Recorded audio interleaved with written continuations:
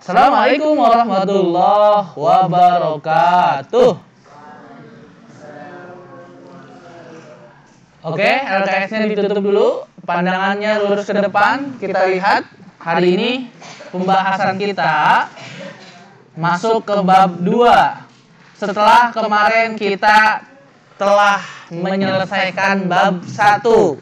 Coba kita review kembali. Kemarin di bab 1 ada 4 topik pembahasan. Pembahasan pertama tentang apa? Pembahasan kedua? Pembahasan ketiga? Pembahasan keempat? Alhamdulillah itu sudah selesai. Hari ini masuk ke pembahasan bab kedua. Silakan di halaman baru tulis judulnya bab 2. Sejarah perkembangan teknologi, informasi dan komunikasi.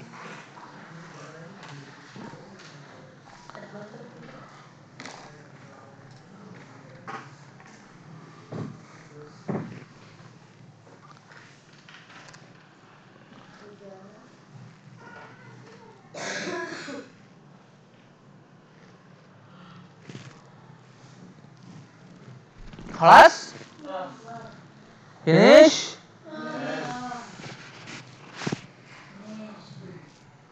Kalian tahu apa itu sejarah?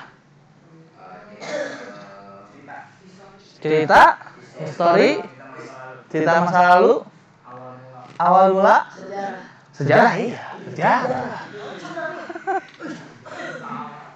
Nah, perkembangan. Apa itu perkembangan? Sesuatu yang berkembang, pinter, kemajuan, terus peningkatan, terus upgrade. Ada lagi? Nah, pada bab kedua ini kita akan belajar tentang sejarah. Karena kata Bung Karno, jas merah. Artinya apa? Jangan sekali-kali melupakan sejarah. Kalian belajar komputer, jangan belajar komputer doang, main-main komputer, nggak tahu sejarah komputer kayak apa. Tahu nggak sejarahnya?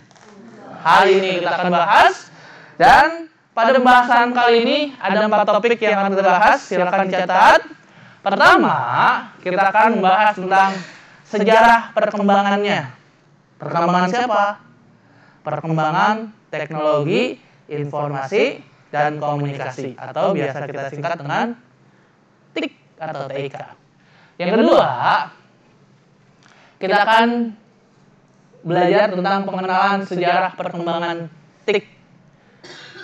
Ini 4 topik bahasan yang mudah-mudahan sehari kelar gara-gara ini. Enggak ya? Kalau nggak kelar berarti kita lanjut pada pertemuan selanjutnya. Yang kedua, pengenalan sejarah perkembangan TIK. Yang ketiga, sejarah komputer. Dan yang terakhir, sejarah jaringan komputer global. Siap belajar? Are you ready? Ready. Udah ditulis 4 topik ini? Udah. Kelas? Finish? Wish? Next? Belum. Jadi, sebelum kita masuk, kita lihat dulu ada apa nih di dalam pelajaran kita hari ini. Ternyata ada 4 menu yang disajikan. Pertama, menunya apa? Kedua? Ketiga? Keempat? Terakhir kita udah bahas media jaringannya ya. Nah, itu ada sejarah jaringannya. Nah, pada slide selanjutnya kita akan lihat dan nggak usah dicatat. Dari masa dahulu, di zaman prasejarah. Prasejarah itu apa ya? Sebelum. Sejarah. Hingga sekarang, teknologi informasi dan komunikasi terus berkembang. Kira-kira pada zaman prasejarah udah ada handphone belum? Udah ada laptop belum? Lihat di background belakang itu gambar apa tuh ya? Oh, tulisan orang purba. Ada yang bisa menerjemahkan? Oh, ada gambar orang lagi berburu. Ada panahnya dinosaurus. itu ada yang aneh satu. Nah, itu mungkin dia menari ya. Nah, ini tentu saja selaras dengan kebutuhan utama dari manusia. Apa kebutuhannya? Berkomunikasi. Next. Pertama, kita akan bahas tentang sejarah perkembangan teknologi, informasi, dan komunikasi. Tulis. 1. Sejarah perkembangan TIK. Kalian tulis dari sini ya. Dari TIK memiliki sejarah perkembangan yang begitu panjang. Ini dari sini. Judulnya udah tulis kan? Dari TIK sampai panjang. Kemudian lanjut. Dimulai dari peralatan TIK yang sederhana di zaman prasejarah enggak yang rumit di zaman modern. Nah, sekarang kamu lanjut dari bagaimana perkembangan TIK tersebut dari zaman prasejarah hingga sekarang. Kita akan bahas pada slide berikutnya. Sampai situ aja. Jadi berkomunikasi itu sangat diperlukan, apalagi sama manusia. Karena Allah menciptakan kita dengan akal, mulut, dan tentunya telinga. Fungsinya apa tuh kira-kira? Berkomunikasi, bertukar pikiran, dan mendengar. Kelas? Insyaallah.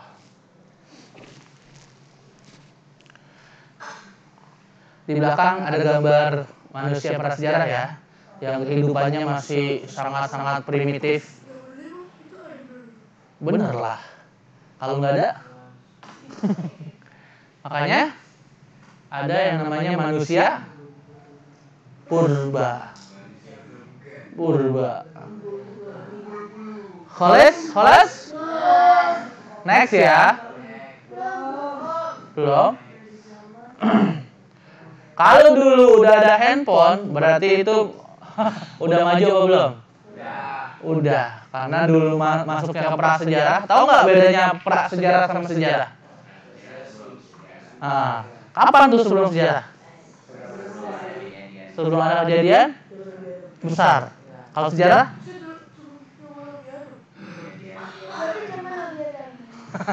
Apakah ini zaman Nabi Adam?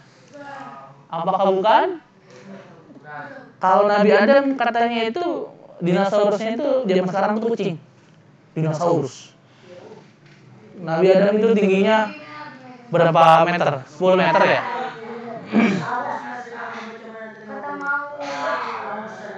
Kelas?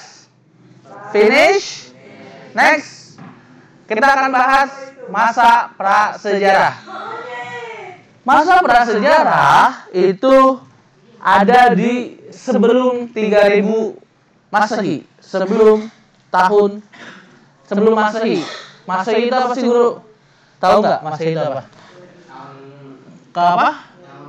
Kelahiran apa kematian? Kelahiran atau kematian? Kenapa kelahiran?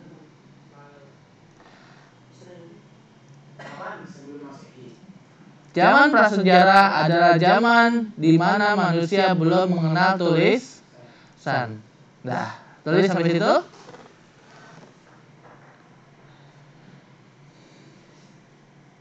Kemampuan manusia hanya terbatas. Berbahasa manusia terbatas. Pada waktu itu hanya berbentuk suara dengusan. Tahu dengusan? Mirip, cocok. Kemudian bahasa isyarat, gerakan tangan itu terjadi sebagai awal komunikasi. Beliau sangat menjiwai sekali. Sini maju ke depan, coba praktekkan suara dengusan. Kira-kira kalau saya ngomong, kalian paham nggak? Kagak. Tapi kenapa mereka paham? Karena mereka sudah terbiasa. Karena melakukan gerakan. Karena pada waktu itu belum ada bahasa, belum ada tulisan. Jadi mereka menggunakan dengusan. Gila. Pernah lihat filmnya? Nah, kemudian bahasa isyarat. Gimana tuh bahasa isyarat? Tangan. Itu ganggu apa gimana? Nah, jadi ternyata komunikasi atau informasi itu udah ada dari zaman prasejarah, cuman dengan media dan cara yang berbeda. Sekarang apa tuh pakai apa kalau komunikasi? Nah, ada yang tahu nggak? Nabi Adam masih hidup nggak? Masya Allah. Wallahu a'lam di komunikasi antara manusia dilakukan dengan tanda dan isyarat tertentu seperti mimik muka, sedih, senang, marah, sendu, malu.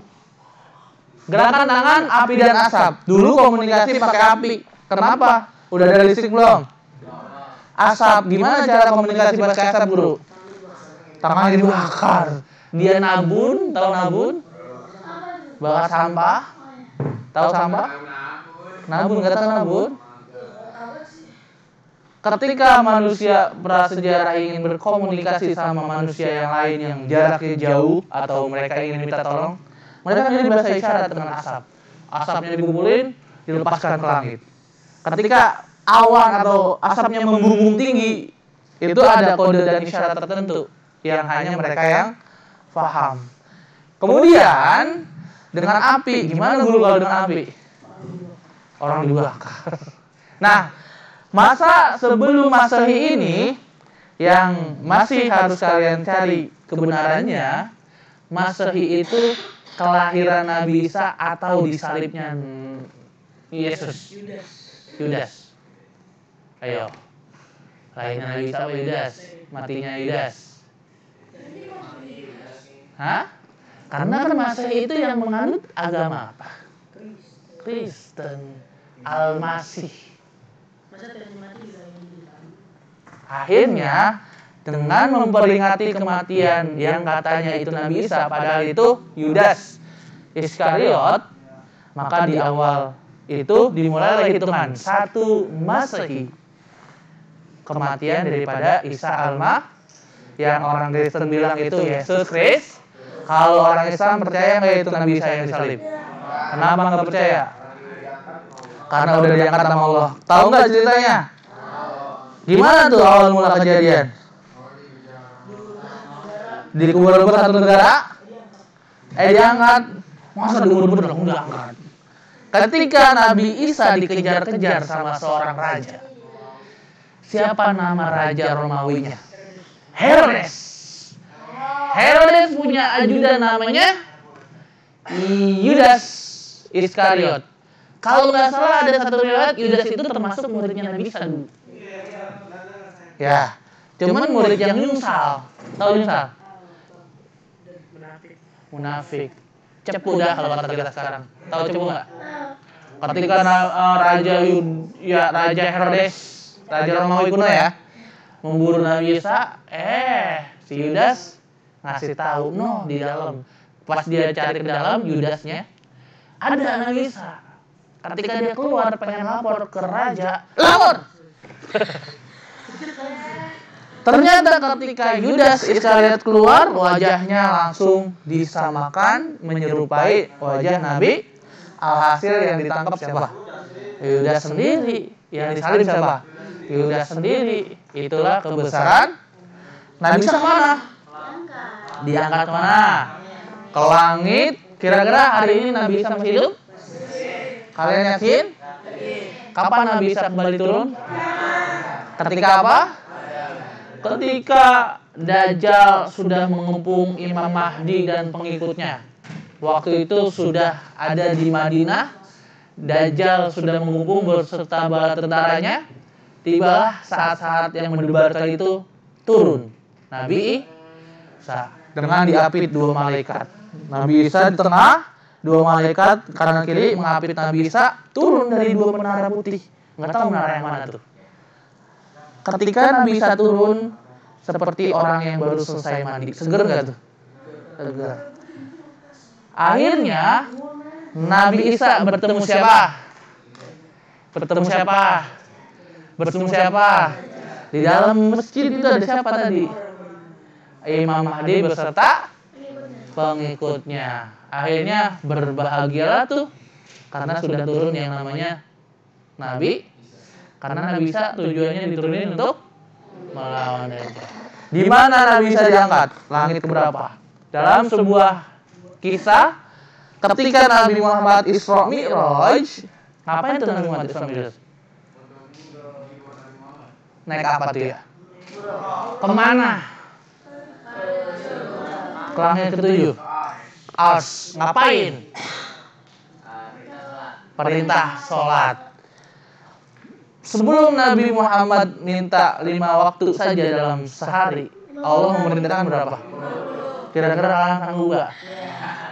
Nah, enggak. Di langit pertama Nabi Muhammad ketemu siapa? Di langit kedua ketemu siapa? Di langit ketiga ketemu siapa? Di langit keempat ketemu siapa? Di langit kelima? Di langit keenam? Nabi Isa di langit berapa? Langit kedua. Jadi berarti hari ini Nabi Isa di mana? Siapa yang mau ketemu Nabi Isa? Siapa yang mau ketemu? Naik langit. Bisa nggak? Bisa nggak? Nah, itu disebut Masehi karena memperingati disalibnya yang namanya Yesus atau Isa Almah. Itu bukan Nabi Isa. Itu mah kepercayaannya orang Kristen aja tuh. Akhirnya dimulailah hitungan tahun. Kalau Hijriah itu menandakan apa ya? Hijrahnya Nabi Muhammad dari Mekah ke Madinah. Ketika Nabi hijrah, makna hijrah? Pergi apa pindah?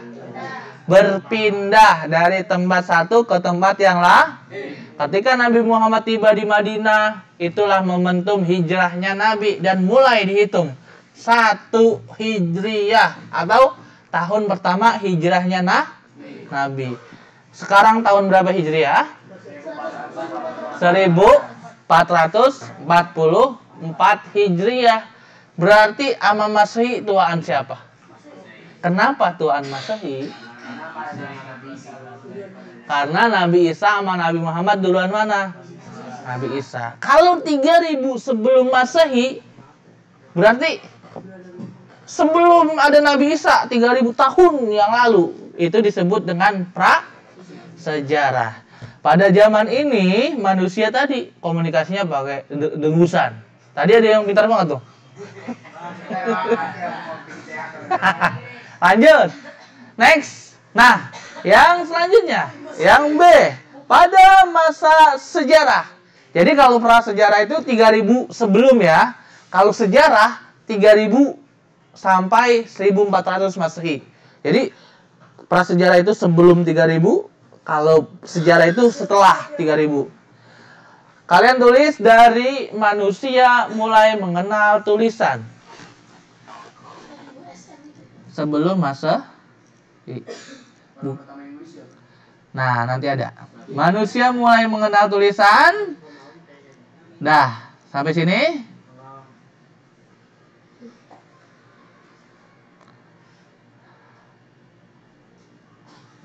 Manusia mulai menggunakan bahasa tulisan sebagai media komunikasi.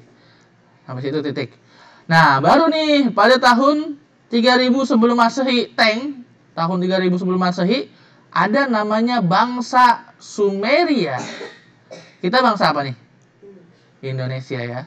Kamu tulis daripada 3000 sebelum Masehi, lanjut di bangsa sampai di piktograf. Kelihatan nggak itu ya? Yes, kelihatan nggak tuh?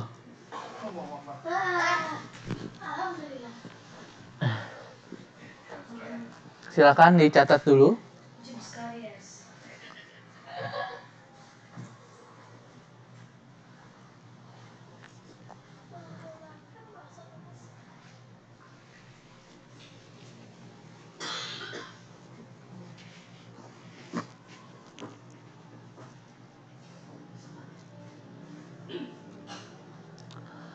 Pada zaman sejarah, di masa sejarah ini, baik. Itu enggak, masih dalam B. Jadi masih pembahasan B ya. Itu masih sejarah, masa-masa sejarah. 3000 sebelum Masehi, tulis dari bangsa Sumeria. Ya, aduh. Saya lagi ngerekam layar. Jadi materi yang saya sampaikan, saya record, nanti saya upload ke YouTube. Biar tahun depan saya lihat lagi apa yang kurang, apa yang lebih. Paham? You understand? Jadi kalau saya pakai mic, di sini aja kelas unggulan karena lebih sepi. Kalau di luar lebih berisik. Nah, pada tahun 3000 sebelum Masehi ada namanya bangsa Sumeria. Ini bangsa kuno ya. Mereka pertama kalinya menemukan dan menggunakan tulisan untuk berkomunikasi. Apa nama tulisannya? Piktograf. Gimana bentuk simbol dan maknanya? Orang Mesir. Burung. Emoticon. Masing-masing simbol, masing-masing tandanya itu punya cara pelafalan masing-masing. Punya arti dan maknanya masing. Sama kayak kita belajar bahasa Inggris. One, tulisannya one. Bacanya one. Two, tulisannya tuo. Bacanya two. Artinya dua. Mungkin piktograf juga begitu. Tadi kalian lihat di background latar belakangnya ada simbol-simbol. Gambar burung, perahu, hutan, mata. Ini bukan dari Mesir kuno. Ini dari bangsa Sumeria. Sumeria mungkin sekarang ada di daerah-daerah mana kira-kira? Amerika. Kalau dari gambar tadi, dari gambar gedung-gedung tadi itu, gedung bagian mana tuh ya? Romawi. Mesir, ya. Ini bangunan-bangunan bangsa Sumeria. Mirip sama piramida nggak? Mungkin sebelum piramida ya. Nah, sudah selesai? Lihat simbol-simbolnya. Ada yang bisa baca nggak nih? Ini ada gambar burung. Apa artinya nih? Apa artinya itu? Nah, ini ada... Aduh, saya juga nggak paham simbol apa nih. Inilah yang digunakan oleh orang zaman dulu. Kira-kira nulisnya di mana? Ini kertas apa batu nih? Batu apa tanah liat? Mungkin masih banyak peninggalan-peninggalan kalau kata kita mah kamus. Ada perpustakaan. Jadi perpustakaannya diteliti, mungkin bisa menemukan ini maknanya apa, ini maknanya apa. Dari percakapan dan dari buku-buku yang tertinggal. Ini apa nih? Ini apa nih? Ram apa artis nih? Ini perahu dan lain. Lanjut. Kelas. Finish. Selanjutnya. Ini masih di B. Pada periode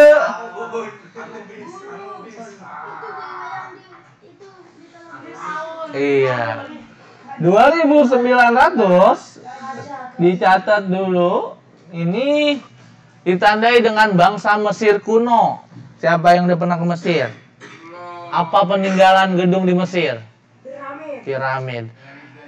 Bangsa Mesir kuno ini menemukan huruf-huruf berikutnya nih.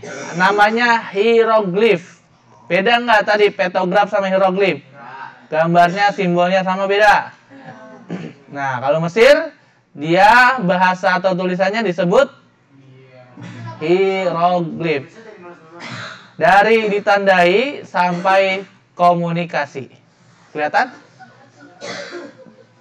Nah, huruf-huruf hieroglif ini terdiri dari simbol-simbol. Kalian bisa lihat di belakang ini ada mata, ada timbangan, ada orang, ada tongkat Firaun. Ada apa lagi nih ya? Mana tongkat? Ada nggak? Ada tuh, ada tongkat presiden. Nah, ini simbol-simbolnya punya pelafalan dan maknanya yang masih berbeda-beda.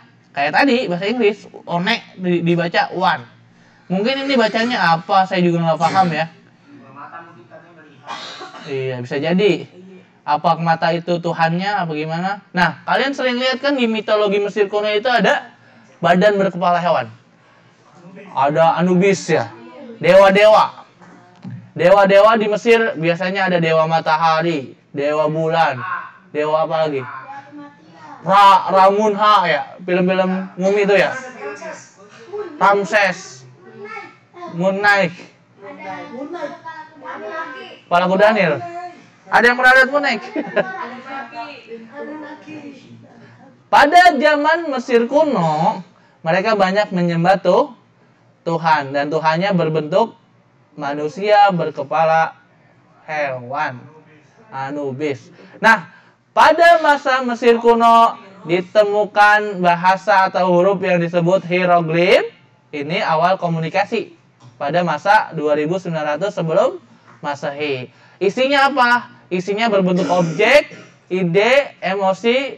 Simbol-simbol huruf hieroglif digabungkan mempunyai cara pengucapan dan arti yang berbeda-beda. Sampai sini udah selesai komunikasi nulisnya? Kalau sudah selesai lanjut. Pada tahun 530 Masehi, sebelum Masehi, perpustakaan pertama di dunia didirikan. Nah, tadi yang nanya itu bacanya gimana, Guru? Mungkin ilmuwan-ilmuwan itu meneliti, dulu ada perpustakaan pertama nih. Mungkin di perpustakaan pertama ini ada makna dan artinya. Makanya ini pandangan secara Masehi. Bagaimana secara Hijriahnya atau secara ilmuwan muslimnya? Nanti kita coba sandingkan siapa ilmuwan muslim pertama yang mengenalkan huruf, mengenalkan angka. Siapa ilmuwan pertama muslim yang itu akan kita bahas insya Allah kalau sudah selesai. Kemudian pada periode 500 sebelum Masehi, alat tulis pertama di dunia ditemukan. Siapa yang nemuin? Orang Mesir lagi nih.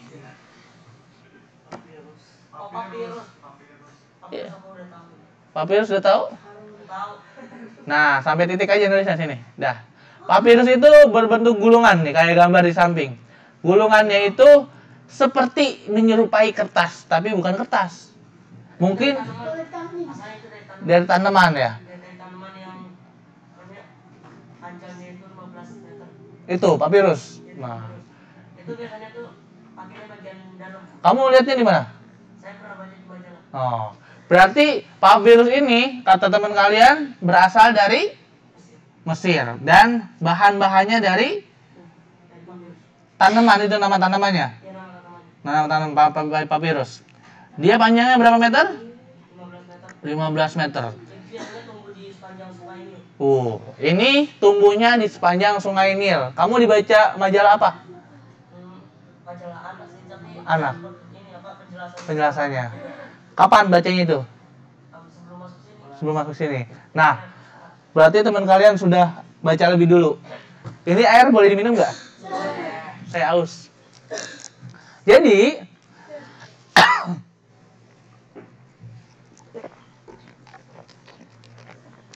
kira-kira sebelum papirus ditemukan, manusia nulisnya di mana?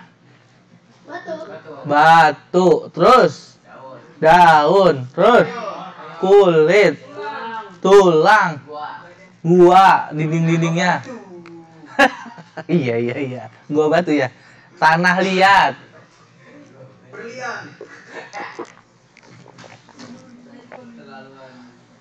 Pelepah kurma dan lain sebagainya.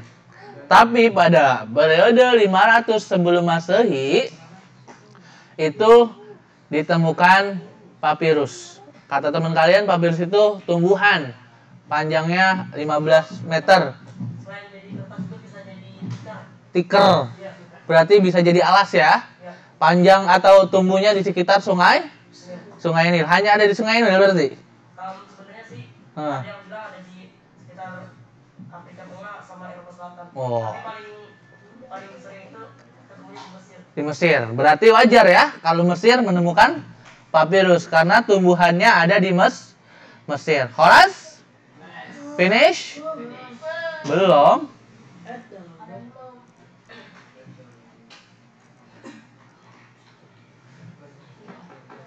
Yang belum acung tangan.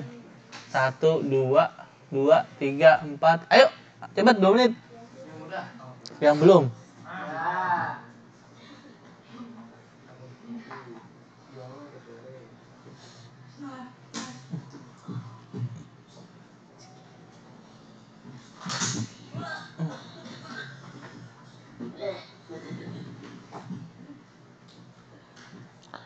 1 menit.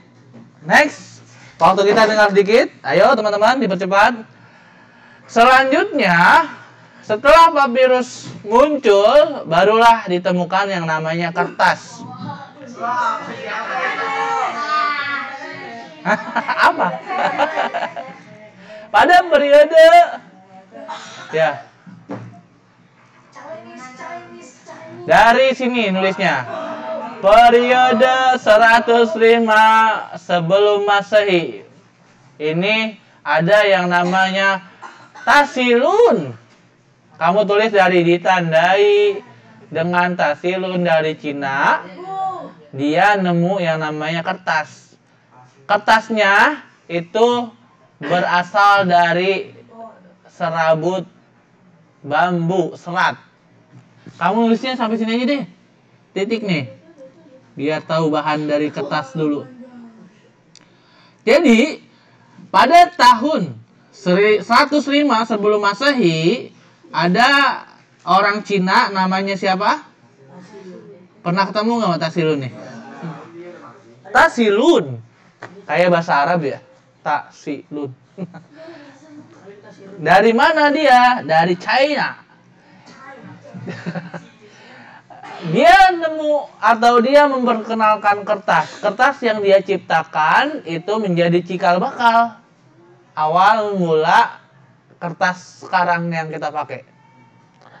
Dulu dia bikin kertas dari serat bambu karena di Cina banyak pohon bambu. Mungkin kalau di Cina banyak pohon pisang, pakai serat pisang.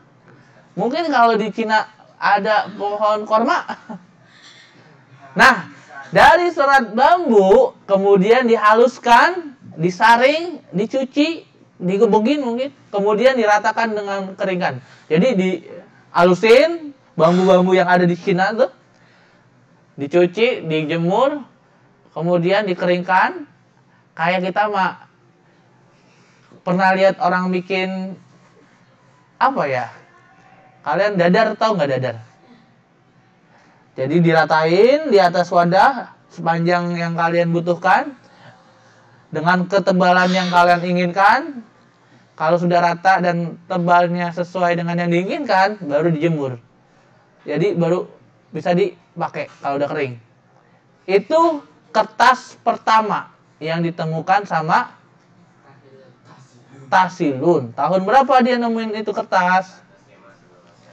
Nah, awal mula itulah banyak manusia mengembangkan penemuan daripada Tasil. Ini pandangan Masehi. Nanti kita cek ilmuwan Muslim siapa nih yang pertama nemuin kertas. Jangan-jangan ini pemikiran dari ilmuwan Muslim, karena banyak ilmuwan-ilmuwan Muslim yang diakui sama ilmuwan Barat. Suara apa itu? Bel. Berarti nggak cukup seharian bahas sejarah. Kita akan lanjutkan pada pertemuan selanjutnya.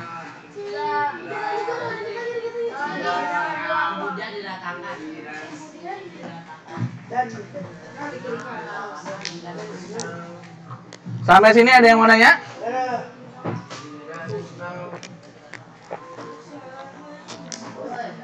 Tugasnya halaman berapa?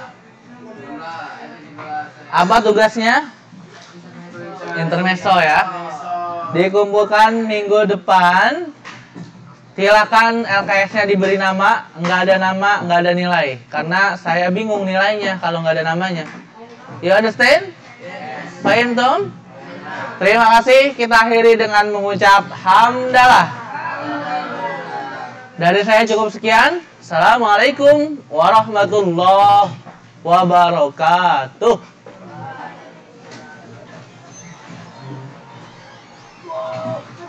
Tolong dicabut infobosnya ya.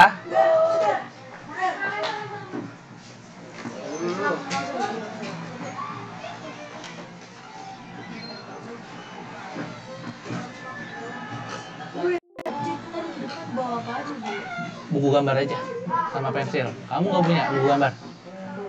Adanya apa? Buku gambar apa aja udah bawa yang ada. Oke. Sip. Ya.